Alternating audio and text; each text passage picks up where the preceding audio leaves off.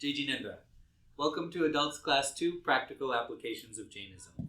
Let's start with the No-Kar mantra. Namo Arihantanam, Namo Siddhanam, Namo Ayariyanam, Namo Vijayanam, Namo Sasadhanam. Eso Panchalamukaro, Sava Pahopanasano, Mangalancha Savesi, Paramamahaya. So 2 weeks ago, we talked about the core of Jainism being a set of numbered lists. What are the numbered lists? Does anybody remember what the numbered lists are? Remember some of them. Yeah. The 3 jewels. Or Yeah. 3 jewels. Nav Tattva. Nav Tattva. 6 dravyas. 6 dravyas. The 5 virtues. That's right. That's right. And we have 8 karma, right? And all that stuff. But we forgot an important one. Does anybody know which one we forgot? The book doesn't talk about it much. That's why we forgot it. We forgot the list of 24 Tirthankars. Right? So why is that list important?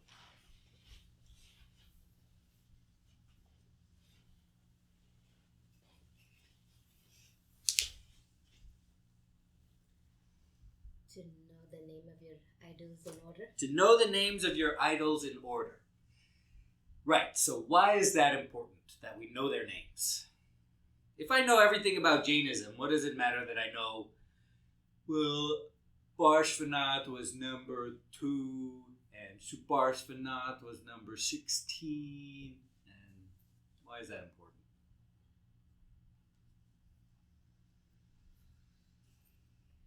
I guess the qualities of the The other qualities should be the same, right? right, but like how I guess to become number 1 will have I don't know, I'm just saying. What? Isn't the order of when they became Tirthankars? Right, it's the order in which they lived. He's asking why does the name matter? Or why Why does does the it name matter? matter? It's a list of names we memorize, right? Yeah. I'll ask it to you like this. Are Tirthankars gods? No, they're not, right? We don't worship them as gods, right? We don't pray to them to change our life, right? Why do we pray to them? Why do we bow down to them? We want to be like them.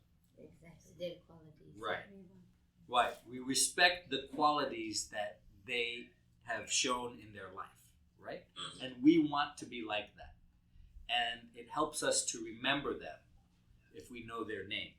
And, on one level, you might be a type of person where you hear things like 8 karma and 6 substances and 9 fundamentals, and your eyes start to droop a little. It's like a little dry, right? But this is like exciting, right? We got 24 of these people, and our brain is hardwired to find other people fascinating, right? Because your survival depends on it. So you are intensely interested in what other people are doing and so if you're a person who loves to read biographies, this might be a way for you to crack open the nut of Jainism, is this list of 24 Tirthankars. Because it might be exciting to you in a way that, memorizing the 8 karmas are not exciting. You might be like, oh, who was Rishabhnath? Who was Padmaprabha? And what did he do? And what was his life like? And who was Chandraprabha? And how was he different from Padmaprabha? That might be exciting to you. So just like I told you, people had the question about these lists. Like, people are, where do I start with this list? Well, you start with anyone that seems interesting to you, because not everyone are interesting to everybody.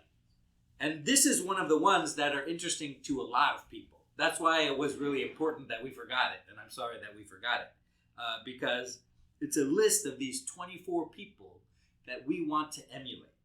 And why do we want to emulate them? Well, we'll have to figure that out. Okay, so now each one of the 24 Tirthankars have a symbol associated with them. Like Mahavir Swami's symbol was a lion. Usually it's an animal, but it's not always an animal. So why do they have these symbols associated with them? One is when the idol is in a temple, you know who it is because they all otherwise would physically look the same, or the statue would look the same. Right. The tradition of our statues are that they're unadorned, right? They have simple clothes, things like that. And so it's really hard to tell them apart. And so one of the reasons for this symbolism is if it's like at the base of the pedestal of the statue, we can tell who it is. Otherwise, they all start to look the same. That's exactly right. That's one of the reasons. Another reason is that the symbol carries a meaning that we're supposed to associate with that Tirthankar. That is, the lion represents courage, strength, and leadership, which was one of the things that sets Mahavir apart from the other 24 Tirthankars. So it's kind of like a mnemonic technique to help you remember this list of 24 names, right? And so now that we have the symbol, well, that's kind of expanded into the practice of, well, now we're kind of worshiping the symbols and we're using them in pujas and things like that. And we use them as stand-ins and as representations for the Tirthankars. That's taking it a little bit too far from what it's supposed to be, but that was the point, that was the point of these symbols, these two things. Hey, Kunal, can you mute yourself? We're getting some feedback. Oh, okay. Is that, do you know how? Oh, thank you. And whenever you have a question, of course, just unmute yourself. Okay, so any questions or comments about that? We talked about we talked about the core of Jainism being a set of numbered lists. And one of the important ones we forgot about was the list of 24 Tirthankars. And every Tirthankar has a symbol. So questions or comments about that?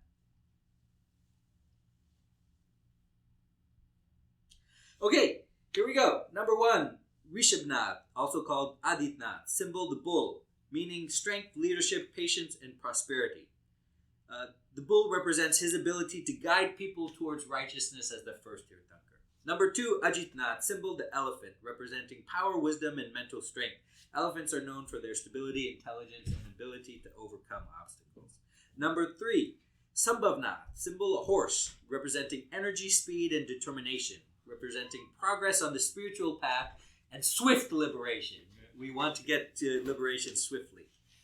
Number 4, Abhinandanath, symbol a monkey, representing overcoming relentless restlessness and distractions. That normally is not what a monkey represents, but this was a long time ago, right?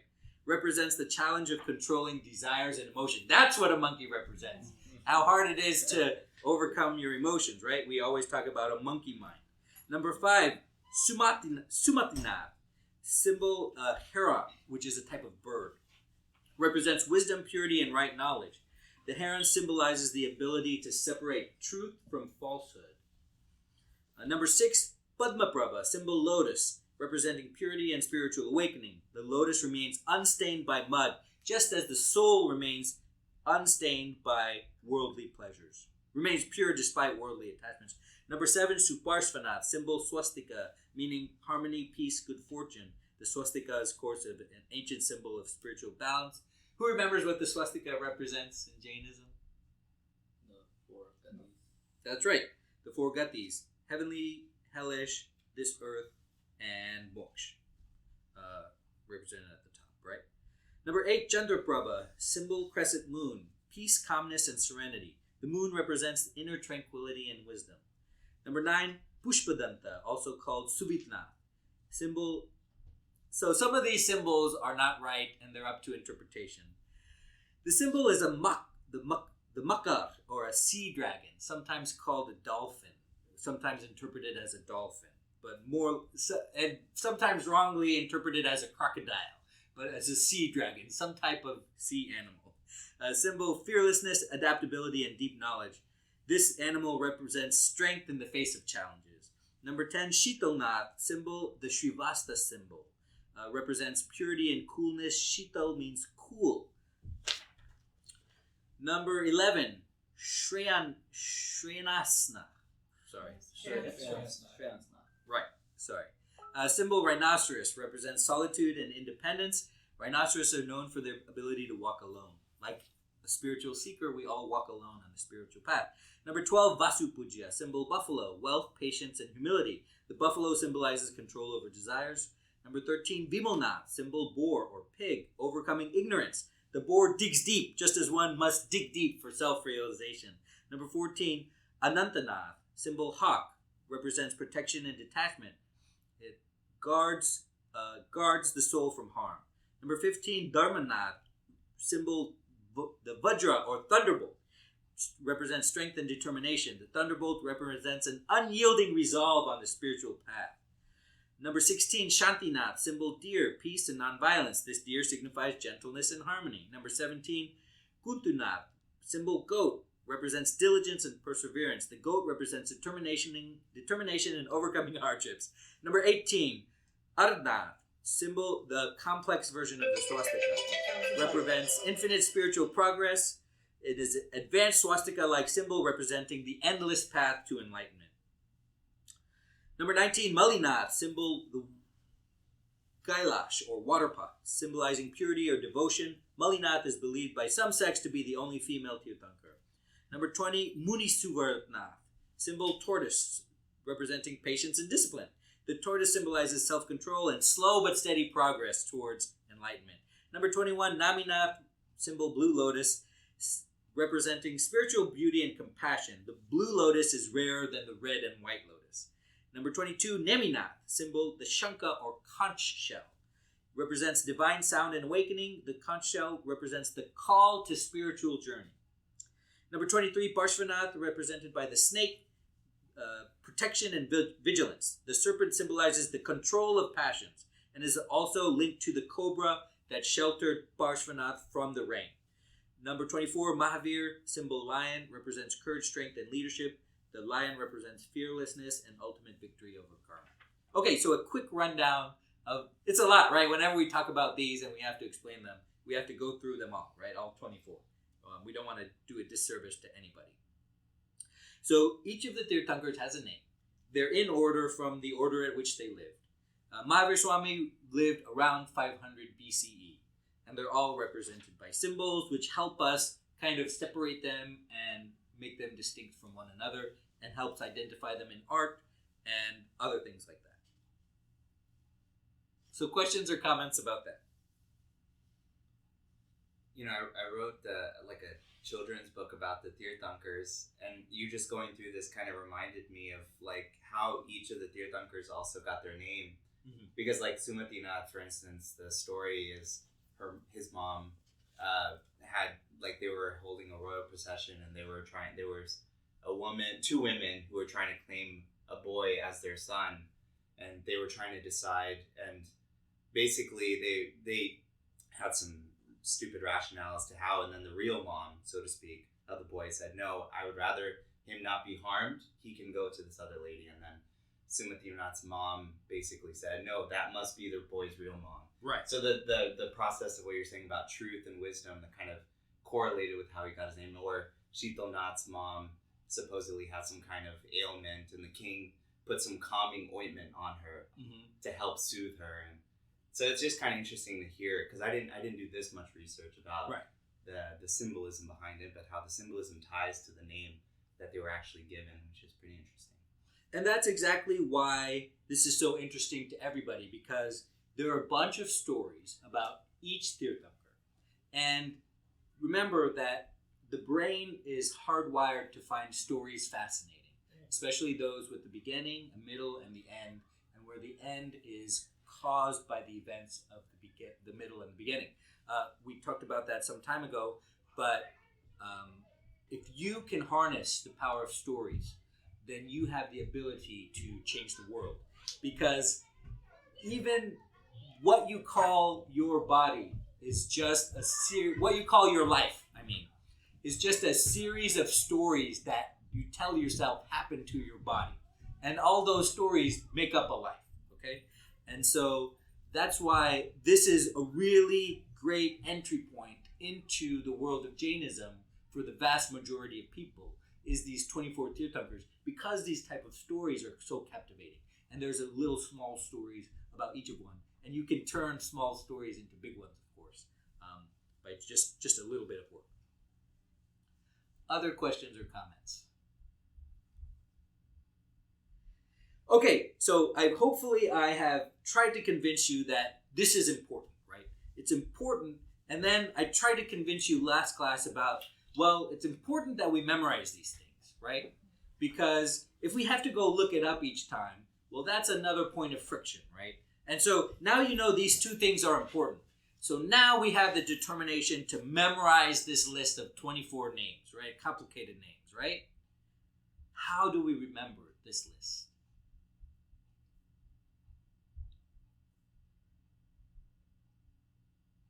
Well, one of the things we did last time was, well, we took kind of the first letter of each and we made a sentence, right? So do we want to make a 24-word sentence? Right? Maybe not, right? Another thing we learned how to do was kind of paint a picture in our mind, create what we call a mind palace, right? That's how people memorize the order of a deck of cards.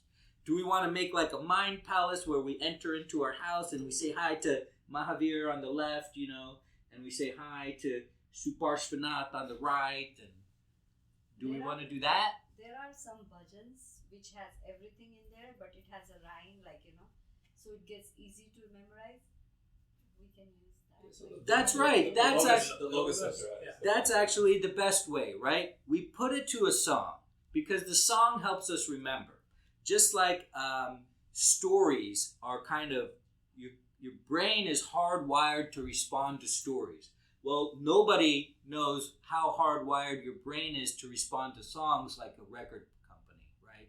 They create these drugs, these 3-minute drugs that are so catchy, you sing them for weeks and weeks and weeks, right? So the best way to remember these 24 names are with a song, because you have the words and one word leads to the other. When you memorize them, when you say one, then you remember the next one. Because remember how our brain works and neurons and electricity and all that, right? And you have a melody, right? In case you forget it, the melody helps you remember it, right? So we have this song. We have this song called Logasa, right? And Logasa is how we're going to remember these names of these 24 Tirthankars. So let's talk about Logasa. It's called Logasa because the whole prayer begins with the word Logasa. Okay, the language is Prakrit, and which is why it's so hard to understand. But I think we're ready. So there's kind of like an easy translation, and there's like a really complicated translation. And as most of you know, you speak multiple languages. Interpretation is very difficult. And it is there. You can have an interpretation that's a literal interpretation, where if you interpret, let's say, Prakrit to English, it won't really make sense, but the value is that the words are in the order that they are in the Prakrit. So you have things like, this is the name of the Tirthankar, I bow down, and then some random fact, right? And then it doesn't really make any sense. But you could have like a really complicated interpretation that took a lot of liberties, where you say things like, I eulogize the 24 Kevalis, those who enlighten the universe, establish the fourfold religious order, and conquer, and worthy of worship in the 3 worlds, right? So very complicated where, well, we understand that, but it's not necessarily those words in that order, right? So there's a simple kind of interpretation, and then there's the complicated interpretation. I think we're ready for the complicated interpretation because I want to impart to you how beautiful this language is, because especially for your kids, right, when they don't know about it. They're like, these words are complicated, they're hard to remember, and I don't understand. Each one of these words is a whole set of ideas, okay, kind of wrapped up in this word. Just like the more you learn about language, the more you learn that there's no such thing as a thesaurus, okay? The thesaurus is a lie. You can't really interchange one word with another word because each word has a history and it has a different connotation. And it means something different. And really great authors know that and use the correct word for the situation. And they're really well read, so they know the history of each word, right? And this is like that. So each word kind of has this history, and it's very beautiful. And so I think we're ready for that. So does anybody have Logasa memorized? Yeah? Who? Oh, great. Okay, hit me. Louder. You're not going to get to show off like this a lot. So louder. Oh, everybody.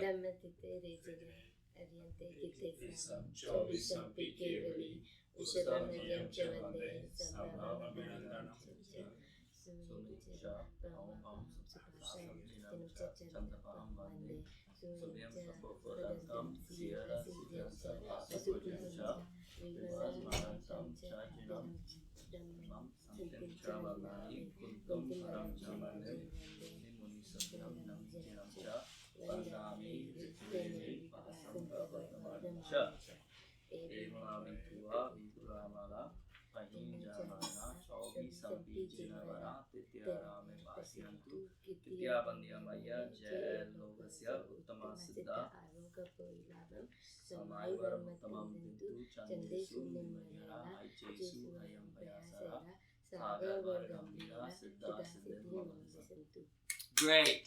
Thank you so much. That is not easy. It's not easy to do that. It's not easy to remember it and keep it memorized. And it is important. And I'd like to talk today about why it is important. I talked to you about why it is important. I'd like to talk to you about why each word is important. For those of you that have it memorized, has it helped you? When I do it, yes. Yeah. When I do it, yes. Right. And so, does it do what it's supposed to? And it's okay if the answer is no. Does it remind you of the 24 Tirthankars? And does it remind you to be like them? Or do you remember the stories of their life and you have an easier time in your life? Or, do you just do it as part of your standard set of prayers and then, it's okay if that's the answer. But is it doing what it's supposed to for you? For a few minutes, for sure. Right. Yeah. Right. And then afterwards, life comes in, right? Yeah. Yes. Why we're not saying that, right? All right. So, logasa, the root word is loka, which means cosmos. The Sanskrit equivalent is lokasya, right? So, logasa means cosmos, okay? Logasa ujogare, those who enlighten the cosmos. Ujogare, those who enlighten, okay? So, those who enlighten the cosmos, logasa ujogare. Dhamma titere. Dharma means the path, of course, the spiritual path. Dhamma tita, of the religious order, and yara, establish. So, establishers of the religious order. Jine, conquerors. Jina, we're Jain, conquerors. Arihante, worthy of worship in the three worlds. Arihante means those who conquer or overcome passions, right? So, logasa ujogare dhamma titere jine. So, arihante kitteyasam. The Sanskrit word means recite, praise, and glorify. Kitteyasam is krita yashami, which is the future tense singular. So, I'll eulogize and chant the name and praise the qualities of the Lord. Chovi sampi kevali, chovisam 24p, which means in addition to, or and, which is, so not only the 24 Tirthankars, but also the other things, right? Kevali, those who have attained omniscience, right? So that's the first stanza, right? So this is what I was talking about. Each word has a history behind that. And if we try to understand that, hopefully I will convince you that it's in your interest to not only know, but memorize logasa, right? Usaba majiyam chavande. I'm paying my obeisance, so bowing down, before Rishabdev and Ajitnath. Okay, you got a cross-reference. So we're starting the names, right?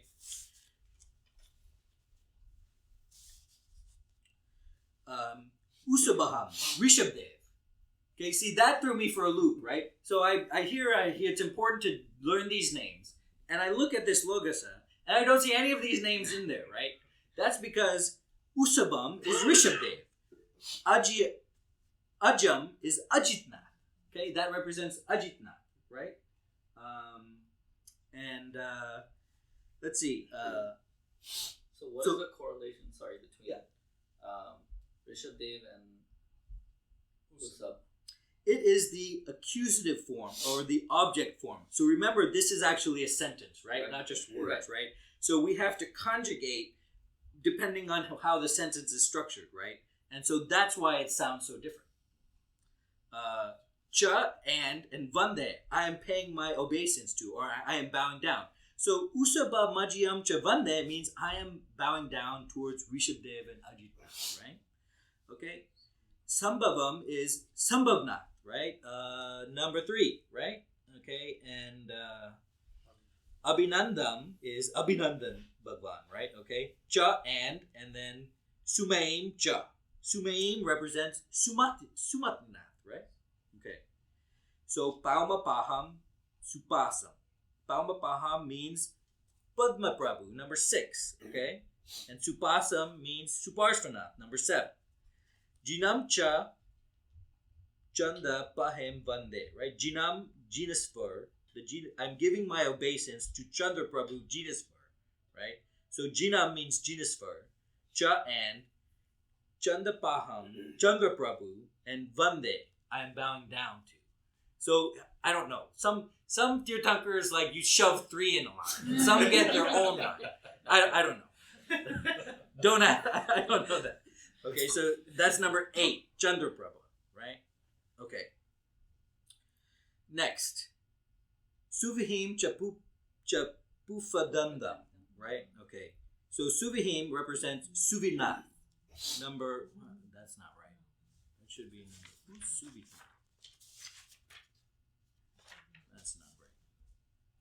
I think that is The alternate. Oh, the alternate. Yeah, see, very complicated. Number 9, that's right, Suvitnath, which we were calling Pushpadantam, right? Okay? So, or, Ja here is or Pupadantam, Pushpadanta. So this one gets 2, because for some reason we're doing both of his names. Next, Siala Shitolnath Bhagwan, Sijansa Shreyasnath, Vasu Puja Swami. So Shitolnath is 10, Shreyasnath is 11, Vasu Puja is 12, and Cha is and. So all 3 of those in one. Okay, next, Vimal Manantam Chajinam, Vimalnath, Anantanath, Cha is and Jinam Jinasvara, right? So that's 13, 14. Okay? Then Dhammam, Dharmanath, Santim, Shantinath, Cha is and Vandami I bow down to. Okay, so that's 15 and 16. So we're going through the etymology, right? But if we were doing the translation, right, it would be like, I'm giving my obeisance to Subhidnath Bhagwan or Pushpadath Bhagwan, Shitolnath Bhagwan, Shreyasnath Bhagwan, Vasu Puja Swami, and on, right? But we're going through each word because I want you to understand which words represent which Tirthankar, right?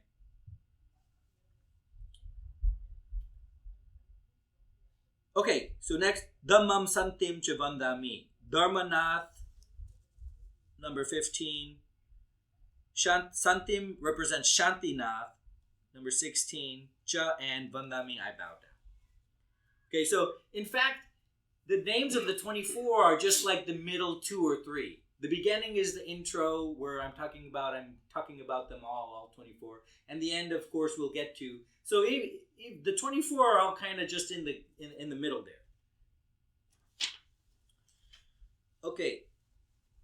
Next, Kuntum Aram Chamalim. Kuntum for Kuntunath, Aram for Arnath, Cha and Malim and for Malinath. So that's 17, 18, 19. Kuntunath, Arnath and Malinath.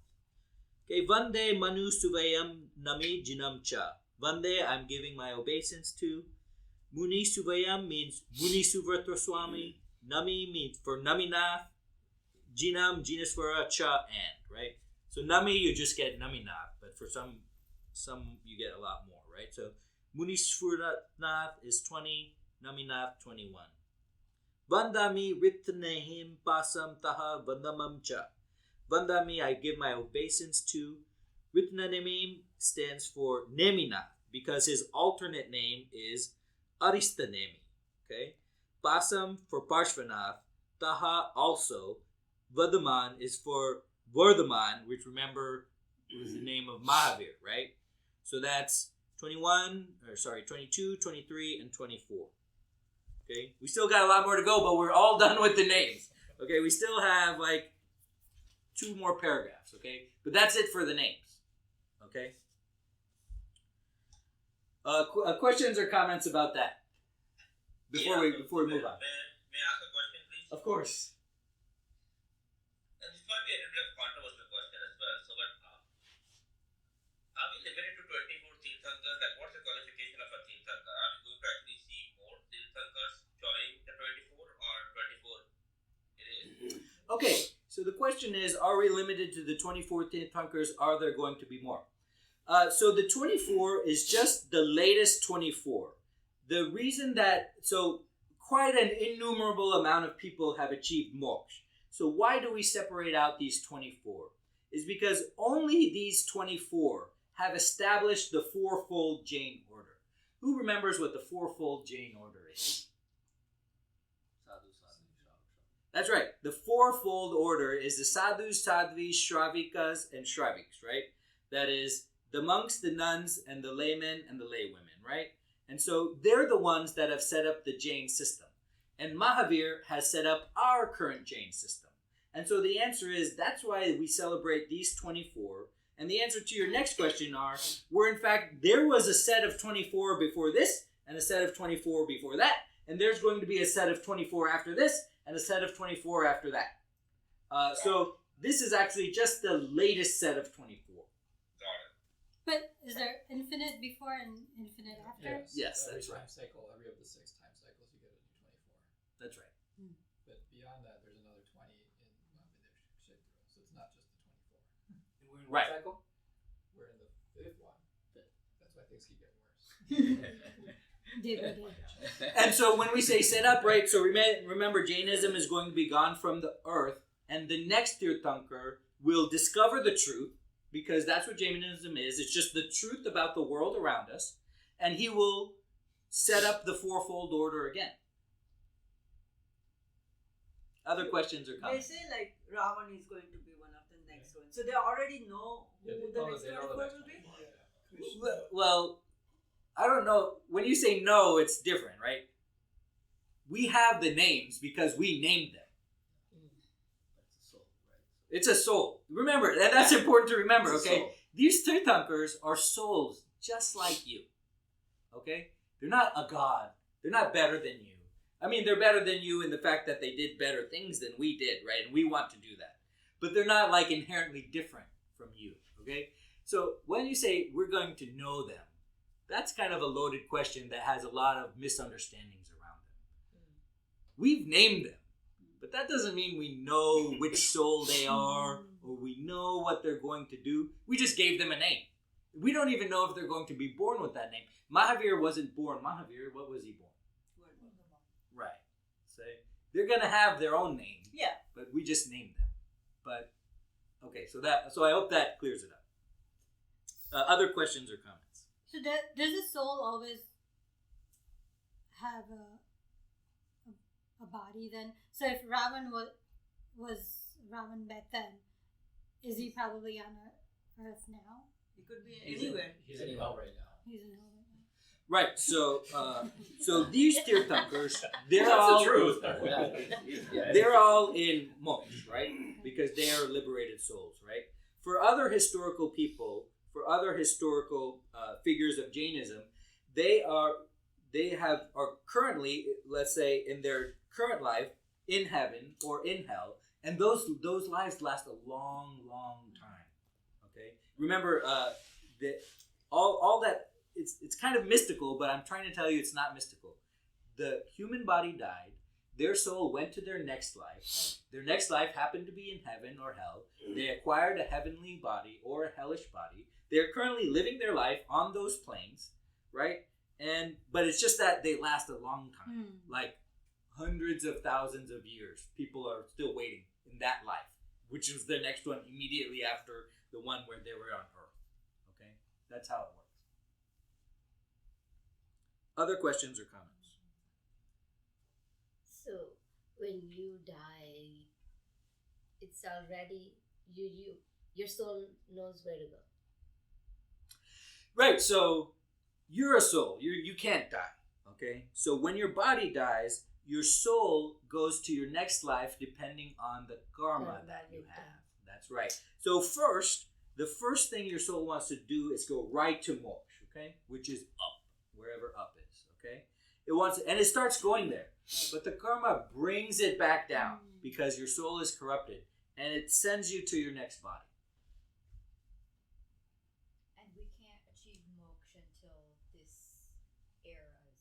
until the new Tirthankars start.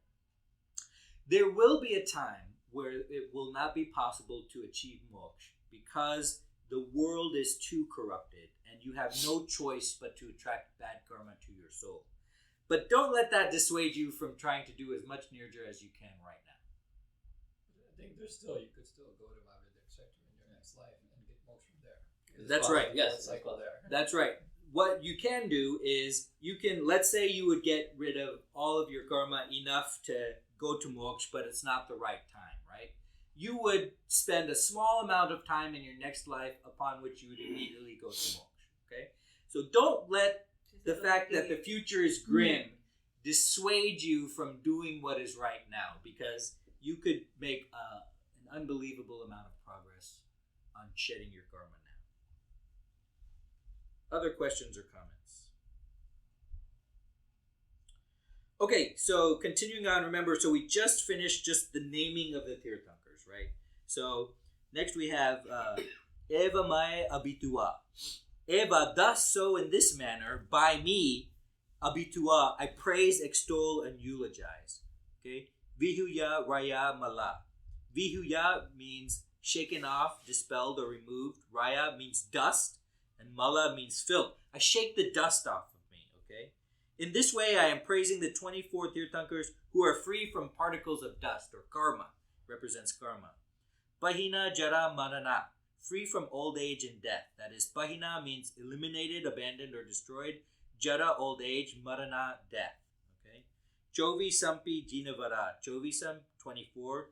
Jinavara means the genus Varas. Titayare me pasayantu. That is, Titayara means the Tirthankars. Okay? Me means on me, and pasayantu, pleased with or approving, right? May the Tirthankars be pleased with me. Okay, so Kitya Vandi Mahiya. So they're praised, revered, and worshipped. So Kitya means celebrating and praising the Almighty. Vandiya means salutation, homage, and reverence. And Mahiya means worship and honored. So together it means I have praised, revered, and worshipped. So speech, body, and mind, those who are greatest in the universe and liberated. Je logasa uttama siddha. Je, those who, logasa, in the universe, uttama, the best, and siddha, are emancipated. So those who are emancipated, those who are the greatest in the universe and emancipated, aruga bohi labam, bestow upon me the right faith for spiritual health. Aruga refers to health, bohi, supreme knowledge, and labam, acquisition. So those who are greatest in the universe, may they bestow upon me the right perception for spiritual health. Samahi vara mutamam dintu. Okay, bestow upon me the highest state of contemplation. That is, it's continuing the sentence. May they also bestow upon me the highest state of contemplation. Samahi varam, state of contemplation. Uttamam, superior. Dintu, bestow, grant, or offer. Chandesu nimalayara, purer than the moon. Chanda, of course, means moon.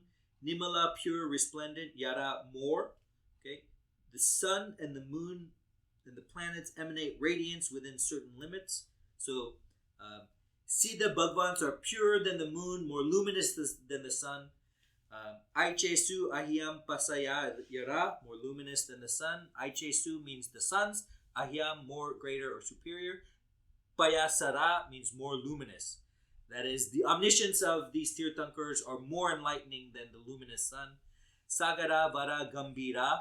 Sagara, the sea or the ocean. Vara, better, more excellent. There's like a million ways to say better. Okay. Gambira, deep and profound. Okay. So may they more serene and deeper and profound than the oceans. Okay. Siddha siddhim mama disantu. Siddha siddhim, the state of contemplation. Mama means may. Disantu, shall be bestowed or conferred.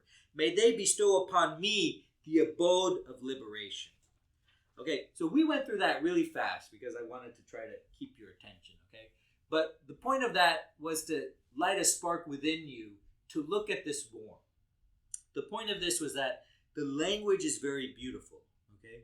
And and if we bother to learn the connotations of each of the words, that will help you memorize them, okay?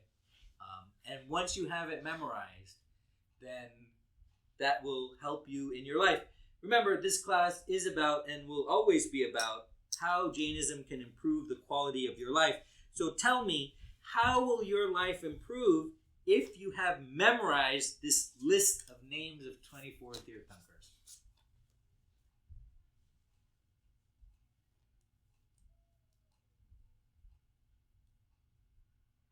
This is a reminder of what you're trying to aspire to be. It's a reminder of what you're trying to aspire to be. And remember, reminders are one of the most important things that we're trying to do together. We have to, because this world is trying to get us to do what it wants instead of we doing what we want. And we have to constantly remind ourselves to be doing the right thing, right? So the point is to know these names as the reminder. What are they supposed to remind you of? Their qualities and their life. But let's say you have it memorized, but you don't know, right? We have a couple of people have it memorized, but let's say you have it memorized, but you don't know anything about number 19, Malina, right? Well, then you kind of defeated the point, right? You have the tool and you using the tool, but the tool isn't working because what it's supposed to remind you of, you don't know. Right? So you're supposed to remind it at the last line when it says Vardhaman. That means Vardhaman. And Vardhaman was the given name of Mahavir. But if you don't know anything about Mahavir, then the reminder didn't work. Like you used the reminder and you're reminded of the name, but you don't know the qualities of Mahavir. Right? So that takes us to the next book, right? The Jain Storybook. That's JES, it's the Jain Education Series number 202, the Jain Storybook. So this is what we need to be reminded of. What's in here? That is, all of this work that we did was a shortcut to get to this and apply this to our life. Because in the Jain Storybook, let's see. Number 1, Mahavir. Number 2, Adinath. Number 3, Malinath. Number 4, Neminath. Number 5, Parshvanath. All the stories are in here, right? There's even like pictures and tables and all that. So you're reminded of the stories of their life. Because this is the interesting part, right? This memorization, that's not the interesting part. You do that so you can think about the interesting part. That is what's in here. So let's not lose the forest for the trees, right? This is a tree, okay? This is a device. This is a tool. This is the forest, okay? This is what we're trying to remember. And then the hard part, that isn't even the hard part. The hard part is applying this to whatever's out there, okay? Your life out there. What can you get from a story about a person who lived 3,000 years ago and have it be relevant to your life out there? That's the hard part. And we're 40 minutes into it. We didn't even talk about it once, right? But I can just tell you that I wish I would have you for more than an hour because I would like to go through the hard part with you. And maybe we talk about these stories and how they apply to your life. And even talking about these stories isn't the hard part. And even remembering these stories isn't the hard part. That's the easy part. That's the fun part, is to remember these stories, right? The hard part is applying it to your life. So questions or comments about that? Is this a book being taught in any of the other kids' classes? Do you know which grade? I don't know. So how do you get the hand? It's that online. book? We have Just we online. can download this online. Right. So every book in the Jane Education Series, or JES, is available in a soft copy for free online. And so we can get that, and we can read to our kids. And that, of course, is what I wanted to ask you next. It's okay if we understand that, but how do we make it accessible to our children? How do we make it fun for them? I mean, they probably beat you on this because they probably had started memorizing logos in class, but they may not know why, or they may not know how to apply it to their life, and they may not know the reason that they're memorizing it. One of the interesting things I talk about with my daughter was like all the Tirthankars have different color bodies. Right. So they're not all, we're all brown color Yes. scale, right? But some of them are like black, some of them are blue, some of them are like golden, some of them are red.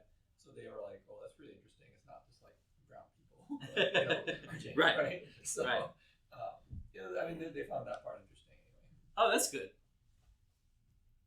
How else can we make it interesting for them? Is there a reason behind that? Why the Tirthankars are represented in different colors? Yes, just like Just to make it interesting. just like the symbol represents something, the color represents something too. Okay. Makes sense. So I have odd question.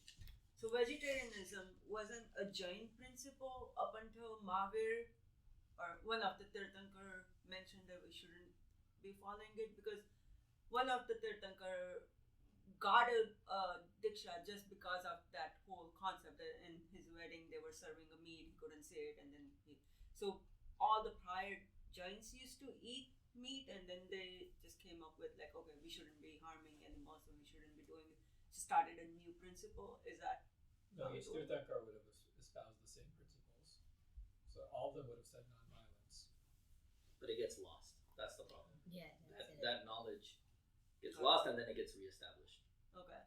So it was always there, but it's just lost for a small period of time, I think. Other questions or comments? How do we get hold of those books? I mean, On the community app, I am both books, the Genuine Principles and the story. I'll find it. I'll put it in the community app. So right now, you should be able to download the community app, and even all the classes that are out there, what the curriculums are. You will also have a adults class, a section where you click on both books. Will be there. I want like a paper copy like that. Can we buy it? Like, Yeah, that's the question. Is it Yeah. possible to buy it? because it's easier than instead For of the going Yeah, kids, online. definitely. We'll get. I don't know if Tamir has it or PC guys can obtain it and redistribute it. okay. So how will Tamir, hey? just this is me here. I have one comment. You asked about how to practice it with kids. I think one of the good way is to start. Reciting 24 Tirthankara name every day. It can be during night. It can be during day, and that's one of the way to start. And once you do that, also logos becomes easier to memorize, and it's something just a comment on that can be incorporated into your daily practice. And obviously, like you said, added on will be trying to think about their qualities and how can we get on the right path to achieve their qualities. Could be something following, but starting with the names could be a good start. That's great. I like that because we do. We have recitation every night. We all do the Nokar mantra, right? And we've seen that the kids. This is what is this, but a more complicated Nokar mantra, right? If we do a little bit each night, the recitation, pretty soon we'll get there. And then we get there first. We get the memorization down first, and then we fill in the gaps like, oh, this means Vardhaman, and Vardhaman means Mahavir, and Mahavir is courage, and the lion, and that's because of this story where he bonked the guy on the head, remember, and that represents courage, and we want to be like that, and how can I be more courageous and stand up for what's right in my life? So it's a series of steps that we got there just from the name that we memorized, right? And that's the whole point of memorizing these numbered lists, is that you will constantly, once you have them memorized, you constantly turn it over in your mind when you're brushing your teeth or when you're driving to work or when you're in the shower, and you think about it, and soon you'll have like realizations, right? You'll have realizations about, wait, this is like that thing with the snake and the Mahavir thing, or this is like the thing with the Molinath thing, and this is exactly like that. And you'll start to put things together, and you'll start to increase the quality of your life.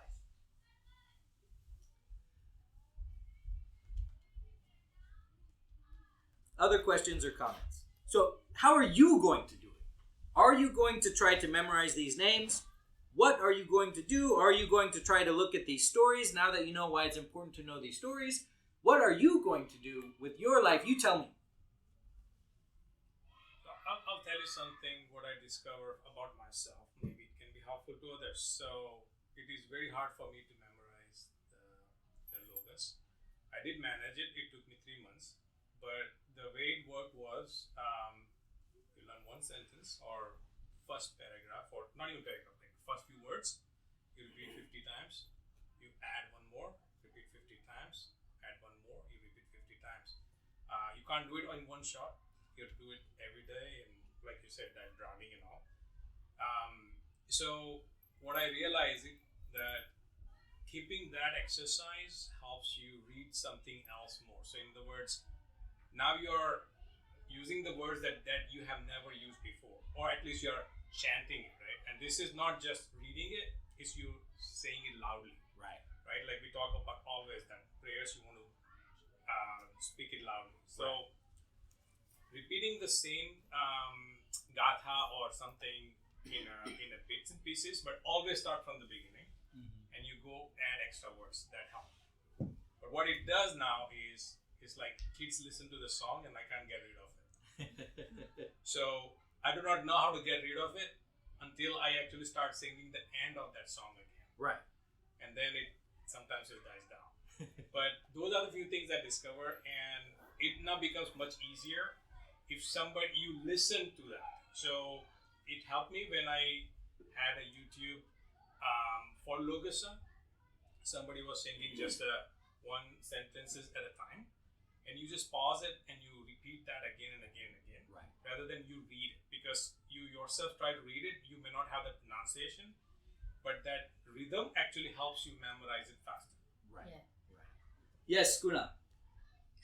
Yeah, no, I think, I don't know who was making that point, but I can attest to that, right? Like, I'll give you a personal example that Mahamrutyunjay mantra, right, was something that I found extremely difficult to learn, but I found that mantra to be very powerful, and I wanted to learn it. And I probably apply the same technique for Logas, but what we did was a family was every morning, when you're getting ready for doing lunch box packing for the kids and whatnot, we start this on Alexa, right? The Mahamrutyunjay mantra, and constantly just listening to that mantra, I automatically learned how to say that mantra, right? So maybe I'll do the same thing with Logas.